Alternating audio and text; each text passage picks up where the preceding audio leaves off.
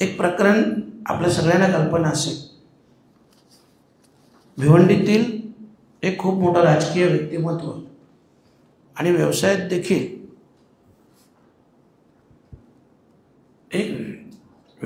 देखील जे अग्रेसर होते त्यांची हत्या झाली आणि त्यांची हत्या झाल्यानंतर मी अगोदर देखील 4 महिने अगोदर देखील मी पत्र दिलेलं आहे की त्यांच्या हत्येची पुन्हा चौकशी व्हावी आणि त्याच्यात मी स्पष्ट नमूद केलं होतं की आरोपी प्रशांत आणि सुमित पुरुषोत्तम पाटील यांचं 1, 2, 5, 10 वेळा नव्हे, साधारणतः 193 वेळा, घटनेच्याच दिवशी 193 वेळा फोनवर बोलणं झालं. तर असं काय बोलणं झालं? आणि